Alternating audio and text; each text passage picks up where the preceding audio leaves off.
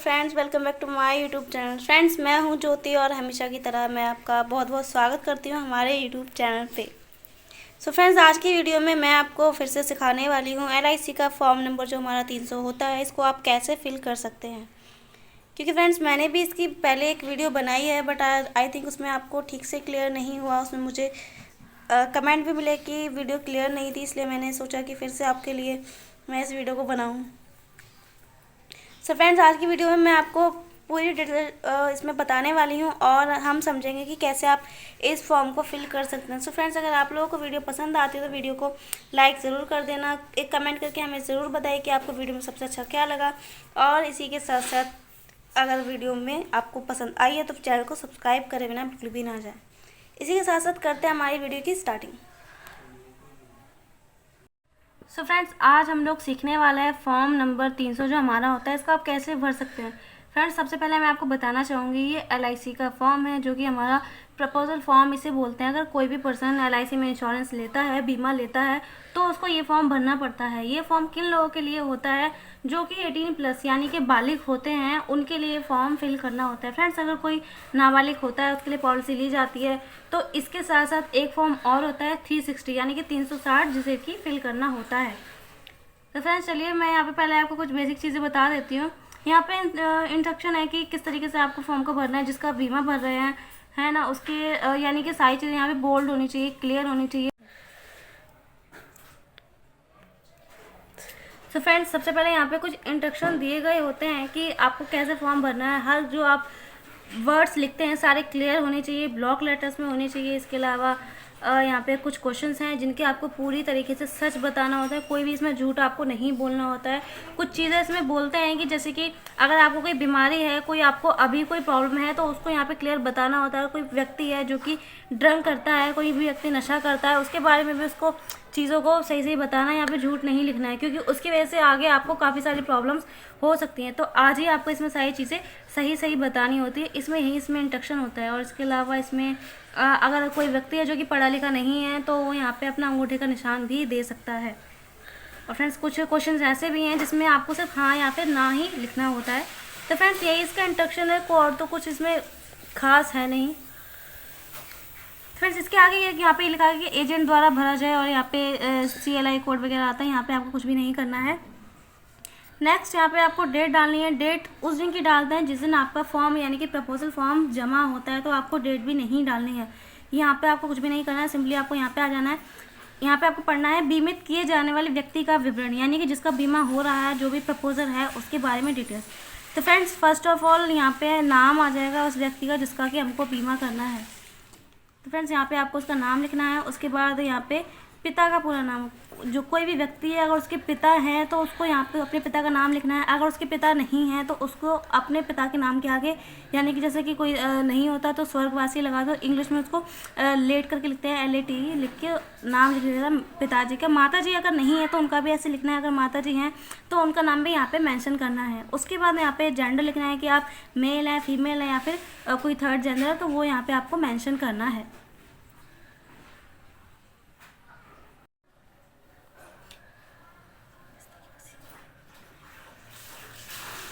Friends, next यहाँ पे होता है वैवाहिक स्थिति, यानी कि जिस पर्सन का बीमा हो रहा है वो सिंगल है, मैरिड है, क्या है। अगर वो सिंगल है तो यहाँ पे आपको सिंगल लिखना है। मैरिड है तो आपको मैरिड लिखना है। अगर मैरिड है तो ऑब्वियसली पत्नी या फिर पति का नाम यहाँ पे आपको मेंशन करना है। डेट ऑफ बर्थ में यहाँ पे आपको अपनी डेट ऑफ बर्थ लिखनी है, यानी कि जिसका बीमा हो रहा है उसकी डेट ऑफ बर्थ यहाँ पे लिखनी है। उसके अलावा एज यहाँ पे आ जाएगी। अगर वो 30 साल का है तो 30 लिखना है यहाँ पे, यानी कि डेट ऑफ बर्थ के अकॉर्डिंग ही यहाँ पे आपकी जो भी एज बनेगी वो आपको लिखना है। इसके अलावा फ्रेंड्स, यहाँ पे नेक्स्ट है आपका जन्म स्थान, यानी कि फ्रेंड्स जन्म कहाँ पे हुआ है, जहाँ का भी उस पर्सन का जन्म होता है वो वहाँ पे उसको मेंशन करना होता है। तो फ्रेंड्स, जैसे कि कुछ लोग रहते हैं दिल्ली में हैं लेकिन उनका जन्म जो है यूपी का है, तो उनको अपना जन्म स्थान यहाँ पे लिखना है यूपी। इसके अलावा फ्रेंड्स, यहाँ पे पूछा गया है प्रस्तुत किए गए आयु प्रमाण का स्वरूप, यानी कि आप एज प्रूफ के तौर पे क्या यहाँ पे सबमिट कर रहे हैं।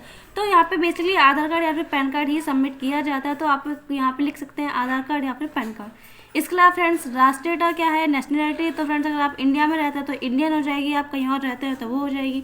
नेक्स्ट है यहाँ पे नागरिकता। तो यहाँ पे फ्रेंड नागरिकता भी आपकी इंडियन हो जाएगी। नेक्स्ट है यहाँ पे पत्राचार का पता, डेट मीन कि आपकी जहाँ पे जो आपका बॉन्ड होगा वो आपका कहाँ पे जाएगा। तो फ्रेंड्स कॉरस्पॉन्डेंस एड्रेस जो आपका है, मकान नंबर हो गया, तो फ्रेंड्स जो भी आपका मकान नंबर है वो आपको यहाँ पे फिल करना है। उसके बाद नेक्स्ट आपका शहर, कस्बा, गाँव, जैसे कि अगर आप किसी भी शहर में रहते हैं तो यहाँ पे आपका मकान नंबर हो जाएगा। नेक्स्ट आपकी सिटी कौन सी है वो हो जाएगा। इसके बाद फ्रेंड्स यहाँ पे डिस्ट्रिक्ट और स्टेट यानी कि जिला और राज्य आपका कौन है। ओके, तो हर स्टेट में, हर राज्य में कई सारे ज़िले होते हैं, तो आपको ज़िला लिखना है और अपना राज्य भी लिखना है। देश आपका कौन सा है, इंडिया में रहते हैं तो इंडिया हो जाएगा, कहीं और रहते हैं तो वो हो जाएगा। पिन कोड आपको यहाँ पे मेंशन कर देना है सिंपली। इसके अलावा अगर आपके घर में टेलीफोन है तो उसका नंबर लिखिए, अदरवाइज नहीं है तो इसको ब्लैंक छोड़ दीजिए, कोई प्रॉब्लम नहीं है। इसके अलावा नेक्स्ट अगर हम यहाँ पे देखें स्थायी पता, तो फ्रेंड्स अगर आपका स्थायी पता मान के चलते कि आप यहाँ पे मतलब रहते हैं, रेंट पे रहते हैं, और आपका जो जहाँ मतलब जो आपका गांव है वहाँ आपका परमानेंट एड्रेस है, तो आपको यहाँ का एड्रेस लिखना है। लेकिन फ्रेंड्स अगर आपको दोनों परमानेंट एड्रेस और कॉरस्पॉन्डेंस एड्रेस दोनों सेम है तो आपको यहाँ पे कुछ भी नहीं लिखना है, यहाँ पे आपको कट करके सेम एज लिख देना है। फ्रेंड्स इसके आगे अगर हम चलते हैं तो यहाँ पे लिखा है आवासीय स्थिति, यानी कि आप क्या है, रेजिडेंशियल आपका स्टेटस क्या है। तो अगर आप भारतीय हैं तो रेजिडेंशियल यहाँ पे इंडियन हो जाएगा। अगर आप अनिवासी भारतीय यानी कि आप हैं तो भारत के लेकिन आप भारत में नहीं रहते तो ये वाला ऑप्शन आपका चूज़ होगा। नेक्स्ट है आपका भारतीय मूल के विदेशी नागरिक। तो फ्रेंड्स इस तरीके से आपको यहाँ पे चूज़ करने होता है, लेकिन अगर आप इंडियन हैं तो आपको यहाँ पे रेजिडेंस इंडियन करना है, अगर आप इंडियन ही हैं और इंडिया में ही रहते हैं। नेक्स्ट आपका है अगर कोई व्यक्ति विदेश में रहता है तो उसका पता, यहाँ पे हम विदेश में नहीं रहते हैं तो यहाँ पे हमको कुछ भी नहीं करना है, सिंपली यहाँ पे कट कर देना है। नेक्स्ट फ्रेंड्स यहाँ पे आपका है KYC, और तो फ्रेंड्स ये हमारा, अगर हम देखते हैं क्या आप एक आयकरदाता हैं, अगर आप आयकरदाता हैं तो आपको हाँ करना है, यस, अगर आप नहीं हैं तो आपको नो करना है। इसके बाद आपको पैन संख्या, पैन नंबर आपको जो भी है वो आपको यहाँ पे फिल कर देना है। इसके बाद नेक्स्ट यहाँ पे पहचान का प्रमाण पत्र आपका मांगा गया है। तो फ्रेंड्स पहचान का प्रमाण पत्र होता है आपका आधार कार्ड या फिर पैन कार्ड, जो भी आप प्रूफ के तौर पे दे रहे हैं, तो फ्रेंड्स वो आपको यहाँ पे फिल करना है। नेक्स्ट आपका होता है ID नंबर। तो फ्रेंड्स अगर आप यहाँ पे आधार कार्ड देते हैं तो आपका ID नंबर, आधार कार्ड का जो आपका लास्ट की 4 डिजिट होती हैं वो आपको यहाँ पे फिल करना है। नेक्स्ट आपका है ID की समाप्ति तिथि। तो फ्रेंड्स आधार कार्ड की कोई भी समाप्ति तिथि नहीं होती है तो आपको यहाँ पे कुछ भी नहीं करना है। इसके अलावा नेक्स्ट यहाँ पे है पते का प्रमाण पत्र, पते का प्रमाण प्रस्तुत किया, यानी कि आपने एड्रेस के तौर पे क्या आप अपना दे रहे हैं, तो फ्रेंड्स सिंपली आपका आधार कार्ड यहाँ पे आ जाएगा। नेक्स्ट फ्रेंड यहाँ पे पूछा गया है कि आप GST के तहत पंजीकृत हैं, यानी कि कोई व्यक्ति है जिसका कि बिजनेस है तो फ्रेंड्स उसको यहाँ पे यस करना है क्योंकि उसका GST होगा, अदरवाइज उसको नो कर देना है। तो फ्रेंड्स मोस्टली काफ़ी लोगों का नहीं होता है तो हम यहाँ पे नो ही करते हैं। नेक्स्ट यहाँ पे KYC नंबर, इसमें भी नो ही आएगा। नेक्स्ट यहाँ पे फ्रेंड्स आपका होता है व्यवसाय, यानी कि ऑक्यूपेशन, आप सर्विस करते हैं, बिजनेसमैन है या फिर आप सेल्फ एम्प्लॉयड है या फिर आप जो भी हैं वो आपको यहाँ पे मेंशन करना है। इसके बाद नेक्स्ट आपका होता है एजुकेशनल क्वालिफिकेशन, यानी कि आपकी शैक्षणिक योग्यता क्या है, आप 8th पास हैं, 10th पास है, 12th है, ग्रेजुएशन है, जो भी है वो आपको यहाँ पे मेंशन करना है। इसके बाद फ्रेंड्स आपका होता है आपके प्रेजेंट ऑक्यूपेशन, यानी कि अभी आप क्या करते हैं। तो फ्रेंड्स अगर आप सर्विस करते हैं तो सर्विस लिखिए, बिजनेस करते हैं बिजनेस की लिखिए, और इसके अलावा अगर आप सेल्फ एम्प्लॉयड हैं यानी कि कुछ सिलाई कढ़ाई बुनाई ट्यूशन वगैरह पढ़ाते हैं तो आप यहाँ पे सेल्फ एम्प्लॉयड रखिए। सोर्स ऑफ इनकम आपकी यानी कि इनकम का आपका सोर्स क्या है, तो सेम वही, अगर आप सेल्फ एम्प्लॉयड हो तो आप सेल्फ एम्प्लॉयड रखें, अगर आप जॉब करते हैं तो आप यहाँ पे सर्विस लिख सकते हैं। Name of the present employer, यानी कि आप अगर जॉब करते हैं तो उसका आपका क्या आपकी पोस्ट है जो भी है वो आपको यहाँ पे आ जाएगा। इसके अलावा फ्रेंड्स यहाँ पे आपको एग्जैक्ट नेचर ऑफ ड्यूटीज़, तो फ्रेंड्स इसमें भी आपको कार्य का यथार्थ स्वरूप, यानी कि बेसिकली आप काम क्या करते हैं वो आपको यहाँ पे लिखना है। बिजनेसमैन होगा तो यहाँ पे उसका सब में ही बिजनेस आ जाएगा, कोई वो नहीं, लेकिन अगर जॉब होगा तो उसको यहाँ पे कंपनी की डिटेल्स वगैरह देनी होती हैं। लेंथ ऑफ सर्विस, कितने समय से आप जॉब कर रहे हैं तो वो आपको यहाँ पे मेंशन करना है। अगर आपकी नई नई जॉब लगी है तो 1 महीना हुआ है तो आपको वो मेंशन करना है, 6 महीने हुए तो आपको यहाँ पे वो लिखना है। नेक्स्ट है आपका वार्षिक आय, यानी कि आपकी एनुअल इनकम कितनी है, अगर आपकी 2 लाख, 2.5 लाख, 5 लाख, 10 लाख जो भी है आपको वो यहाँ पे फिल कर देना है। नेक्स्ट फ्रेंड यहाँ पे पूछा गया यदि आप सशस्त्र बलों में कार्यरत, यानी कि फ्रेंड्स जो भी कोई व्यक्ति है वो आर्मी वगैरह में काम करता है तो उनके लिए है ये।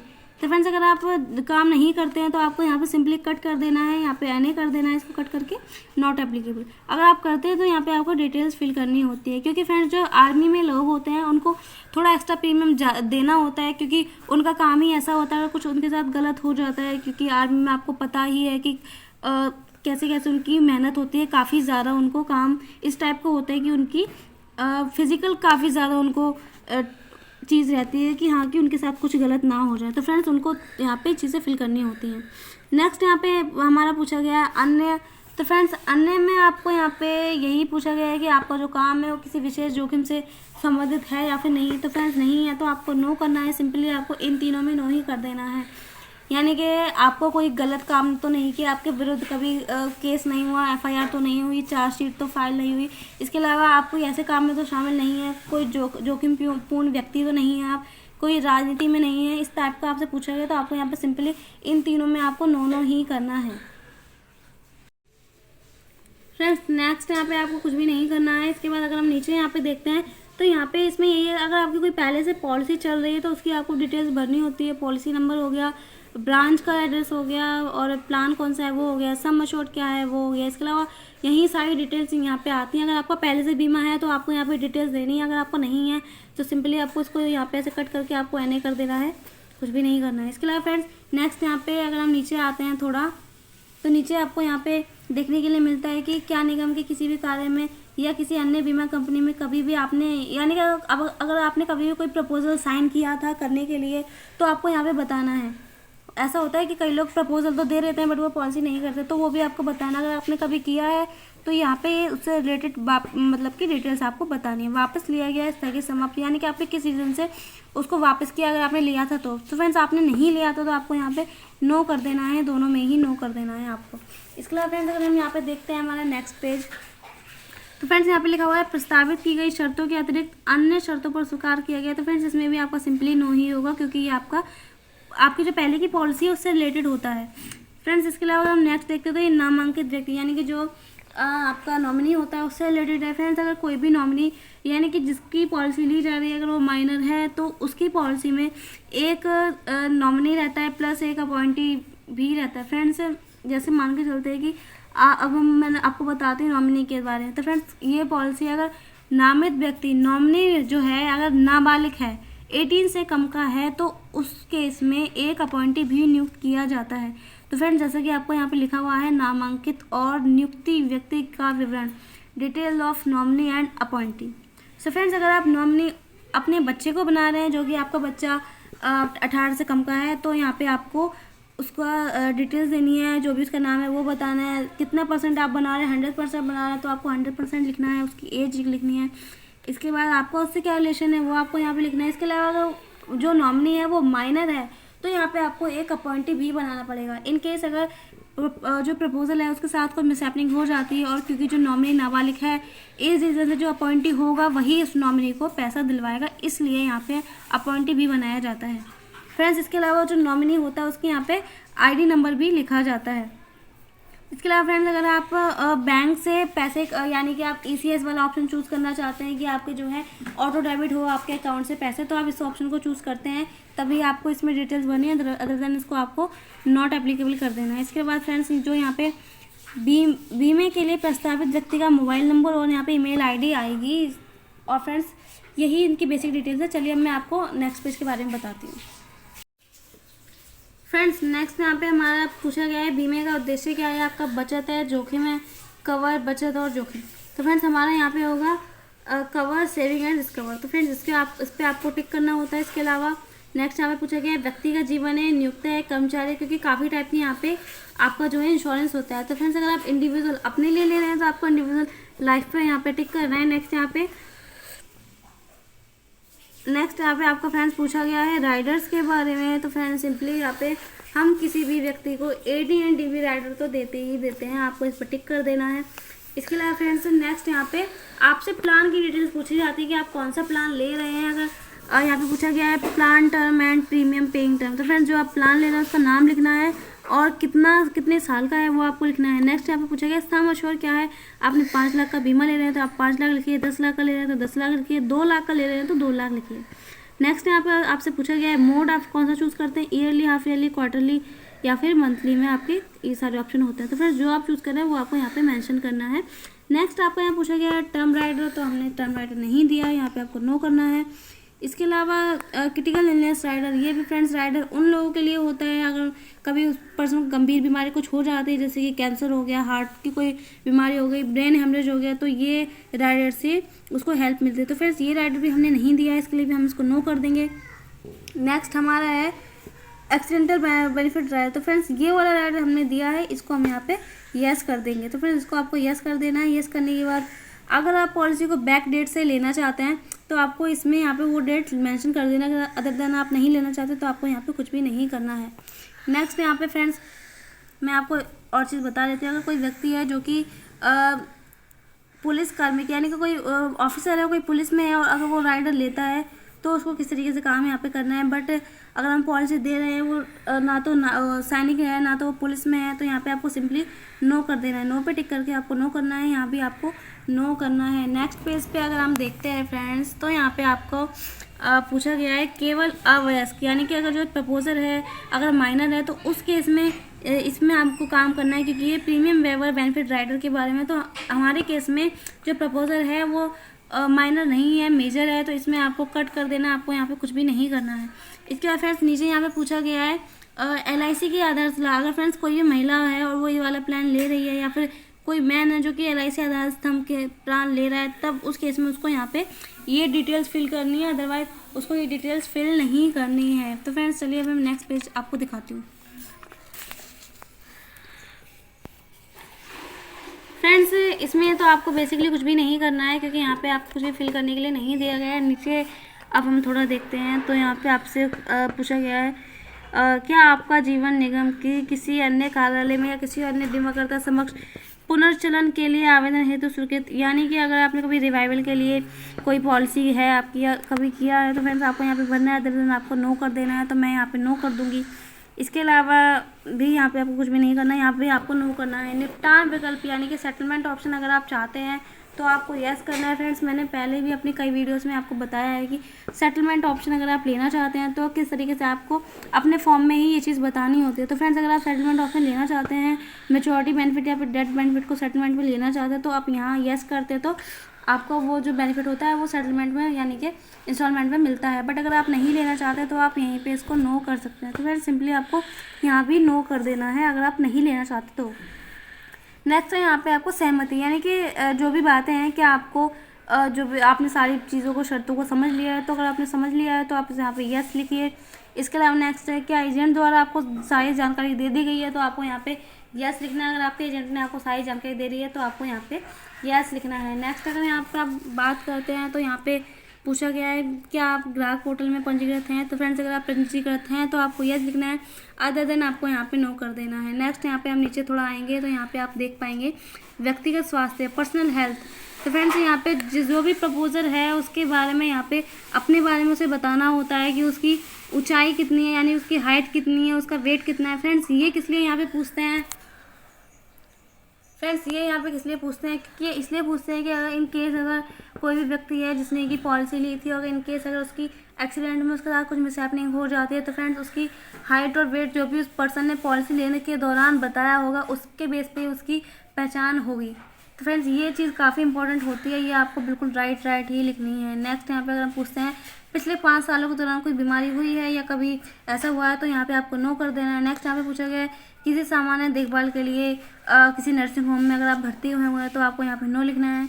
क्या आप पिछले वर्षों के दौरान आधार पर अपने कार्य में अनुपस्थित रहे, आपको यहाँ पे नो लिखना है अगर आप नहीं हुए तो। नेक्स्ट यहाँ पे फ्रेंड्स बीमारी से ही रिलेटेड है, कोई प्रकार की बीमारी है जैसे कि फेफड़ों की बीमारी, पल्स, ये सब बीमारियाँ हो गई। तो फ्रेंड्स मिर्गी हो गया, पागलपन हो गया, और ब्लड प्रेशर हो गया, बुखार हो गया, किसी भी प्रकार के यहाँ पे हार्निया काफ़ी सारी बीमारियों के नाम है। तो फ्रेंड्स नहीं है तो आपको सिंपली यहाँ पे नो कर देना है सब में। इन 6 ऑप्शन है, 6 में आपको यहाँ पे नो ही करना है।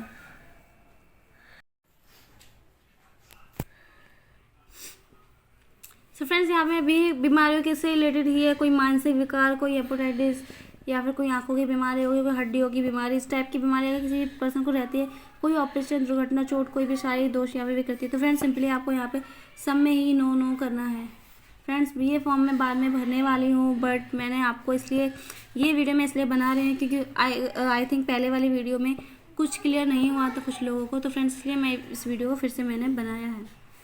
नेक्स्ट फ्रेंड्स, यहाँ पे यदि कोई बीमारी इनमें से नहीं है तो अगर कोई और बीमारी है तो उसको आपको यहाँ पे मेंशन करना है, नहीं है तो आपको यहाँ पे कुछ भी नहीं करना है, सिंपली आपको कट कर देना है। नेक्स्ट यहाँ पे पूछा गया है व्यक्तिगत आदतें, पर्सनल हैबिट्स। सो फ्रेंड्स, अगर कोई अल्कोहलिक है, मैंने जैसे कि आपको बताया था, कोई व्यक्ति ड्रंक करता है, कोई नशा करता है तो उसको यहाँ पे बताना है, नहीं करता तो नो कर देना है। नशीले पदार्थ नो कर देना है। कोई अन्य प्रकार का नशा नो। और यहाँ पे पूछा गया है कोई तम्बाकू वगैरह लेता है या फिर कुछ इस टाइप का सिगरेट बीड़ी, तो फ्रेंड्स इसमें भी आपको नो करना है। नो करने के बाद नेक्स्ट पेज पे अगर हम देखते हैं, सो फ्रेंड्स सामान्यतः आपके स्वास्थ्य की स्थिति कैसी रहती है, तो यहाँ पे आपको लिखना है गुड, यहाँ पे आपको गुड लिख देना है। नेक्स्ट यहाँ पे पारिवारिक विवरण। तो फ्रेंड्स, फैमिली में अगर कभी किसी की तबीयत खराब हुई है कि आपके माता पिता, जीवन साथी, पार्टनर, बच्चे या अन्य कोई संबंधी कभी भी हृदय रोग, तो इस टाइप की बीमारी हुई तो लिखना है, अदरवाइज आपको यहाँ पे नो कर देना है। तो फ्रेंड्स यहाँ पे आपको नो कर देना है। नेक्स्ट यहाँ पे है फैमिली हिस्ट्री। तो फ्रेंड्स, आपको अपनी फैमिली के बारे में बताना है। आपके पिता की, अगर आपके पिता हैं तो उनकी एज क्या है और उनकी स्वास्थ्य की स्थिति कैसी है, नहीं है तो मृत्यु किस एज में हुई थी और मृत्यु का क्या कारण क्या था। मदर अगर आपकी हैं तो एज क्या है और स्वास्थ्य की स्थिति कैसी, नहीं है तो किस एज में डेथ हुई थी और मृत्यु का कारण क्या था। तो फ्रेंड्स, इस तरीके से आपको सबकी डिटेल्स यहाँ पे फिल करनी है। जीवित लोगों की यहाँ करनी है और जो नहीं है उनकी डिटेल्स इस लाइन में फिल करनी है। नेक्स्ट है सिर्फ केवल महिला प्रस्तावों को, ये तो कोई आपकी जो प्रपोजल है अगर वो फीमेल है तो उनके लिए है, और अगर नहीं है तो अगर कोई भी मैन है तो इसमें आपको कुछ नहीं करना, सिंपली आपको यहाँ पे कट कर देना है। ओके फ्रेंड्स, ये जो महिला वाला ऑप्शन है यहाँ से लेके यहाँ तक पूरा एक है, ये नीचे तक मैं आपको दिखाना चाहूँगी। फ्रेंड्स, यहाँ से लेके और यहाँ तक ये पूरा एक है, आपको यहाँ पे कुछ भी नहीं करना है, सिंपली आपको कट कर देना है। अगर आपको जो प्रपोजर है आदमी है, मैन है। एंड फ्रेंड्स, यहाँ पे आपको कुछ भी नहीं करना होता, सिंपली यहाँ पे जो भी पॉलिसी होल्डर उसका नाम आएगा तो हिंदी या फिर नीचे आप देखें यहाँ पे इंग्लिश, तो आप किसी में भी नाम लिख देते, जो भी प्रपोजर है उसका नाम यहाँ पे आ जाएगा। उसके बाद इस पेज पे कुछ भी नहीं है इतना खास। अगर हम नेक्स्ट पेज पे अगर देखते हैं तो यहाँ पे आपका तारीख आएगी। तारीख उस दिन की आएगी जब आपका प्रपोजल जमा होता है, तो फ्रेंड्स आपको तारीख नहीं डालनी है। इसके अलावा यहाँ पे आएंगे जो भी आपका एजेंट होगा उसके यहाँ पे सिग्नेचर आएंगे, वो ये चीज़ें एजेंट ही इसको फिल करेंगे। इसके अलावा यहाँ पे आपको कुछ भी फिल करने की ज़रूरत नहीं है। ये पेज में ऐसा कुछ खास आपका इम्पोर्टेंट नहीं है, आपको कुछ भी फिल नहीं करना है इस पेज पे। क्लियर है फ्रेंड्स? तो फ्रेंड्स, ये लास्ट के पेज है, इसमें आपको देखिए कुछ भी नहीं होता, आपको इन पेजों में कुछ भी नहीं करना है। और फ्रेंड्स, इसके अलावा जो ये वाला पेज है इस पर भी आपको कुछ भी नहीं करना है। फ्रेंड्स, नेक्स्ट जो हमारा पेज है इसमें भी आपको कुछ भी नहीं होता। इसके अलावा जो हमारा ये पेज है, जैसे कि मैंने आपको बताया था, जो हमारा ऑप्शन होता है मैच्योरिटी बेनिफिट, अगर आप सेटलमेंट में लेना चाहते हैं तो हमारी क्लाइंट को सेटलमेंट में नहीं चाहिए, इसलिए हम इसको नो करके और इसको कट कर देंगे। मैं कुछ भी इसको नो करके यहाँ पे कट कर देना है। इसके अलावा फ्रेंड्स, नेक्स्ट पेज पे भी आपका जो यहाँ पे डेथ बेनिफिट है, क्लाइंट को नहीं चाहिए तो हम नो करके इसको यहाँ पे हम कट कर देंगे। इसके अलावा फ्रेंड्स, यहाँ पे जो हमारे ऑप्शन है, यहाँ पे हमारे ऑप्शन है, ये भी हमारे कुछ नहीं होता है, इसमें भी इसको हमें कट कर देना है।